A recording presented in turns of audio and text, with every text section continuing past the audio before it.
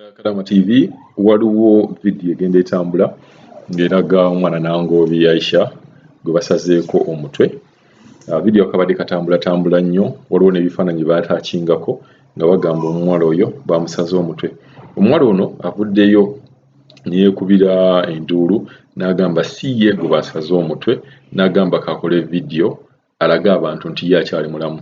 So tukubiriza bakadaama mulemenga kufulumya amawulire gasasamaza abantu, kubajjukira ekintu nga kino bw'okiteekayo n'ogamba omuwala wange bw'ati ne bw'ati yafudde, oyinza okwesanga kiyinza okutuuka ku b'eŋŋanda ze bamaama waabwe. Mumanyi abantu e Uganda eno balwadde ba sukaali, pressure n'ekubirawo omuntu obwerere ng'alowooza muwala we yafudde.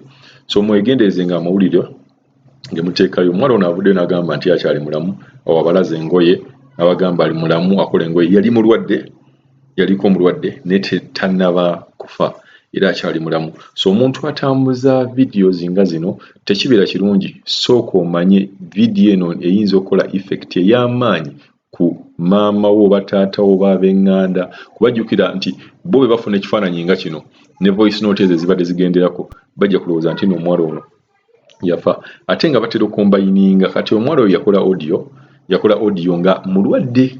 Bwe yakola audio nga mulwadde bagikombayinize n'ebifaananyi bye ne bagamba nti bamusazeeko ki, bamusazeeko omutwe. Nga ka audio ke nabadde mbagamba katambula nti Uganda egenda kusazaamu contract ye Saudi Arabia, badidde akagundi ka KTN ka clip akedda ne bakaleeta mu situation eno nga Uganda eyagala okulongoosa ku mbeera y'abakadaama, ne bakateekawo ne kafiitingawo omuntu olowooza nti no kituufu.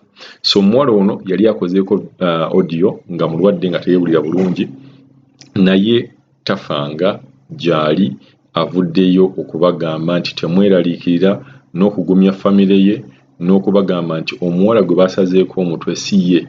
Ate twabagamba n'obagamba wano nti omuwala gwe basalako omutwe Munnakenya, si Munnayuganda, Munnakenya.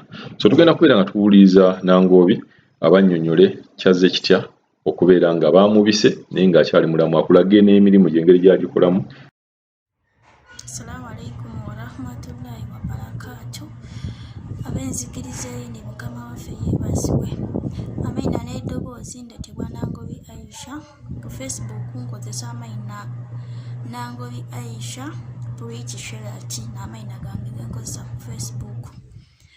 Ndi munakuwavu. Oyo omuwala eyajjire yatambuza ekifaananyi kyange kaali kwogera nga bansazeeko omutwe, pozi bikoze bitya, oba muwala oba mukazi oba musaada tidi bamikwano muleme kweraliikirira.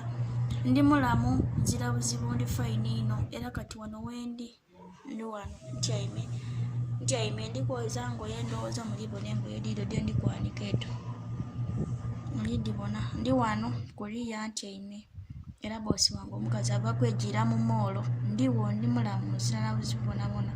Baleke bamala mu maanyi ke bali kwogera mbu bansazeeko omutwe, tininze kona amazima. Ekifaananyi kye balitambuza kyange nali mukateteeyi ka papo nanataaku wano obugambo nti I smile because I need to be strong. Bamikwano ninze gwe balitambuza yendiyo ndi mulamu, nzira buzibu bonabona. Ayenda okakasa ajje ku Facebook n'enamba yange eriyo ku Facebook, ayidde mu inbox yange ndamutegeeza nga bamikwano nze ndiyo ndi mulamu, nzira na buzibu bonabona. Byatuuse kuba boosi bange omukazi yeraliikirira kuba yandaganako endikulira. Yambuuza ati Aisha buzibu ki? Abasinga bandidinga Fiona, abasinga bandidinga Aisha, okitegeera.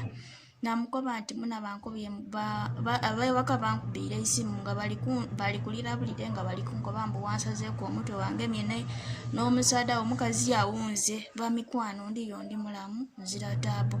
Nsaba buli awulira video yange eno asharinga agituuse mu WhatsApp groups donna ediriwo. Nze ndi mulamu, nzira na buzibu. Amaina nsigaire Nangobi Aisha the Great. Ku Facebook nkozesa amaina ga Nangobi Aisha Pretty Shirati. Ku WhatsApp kuno nakozesa amaina Aisha the Great omubwati, ekitegeera.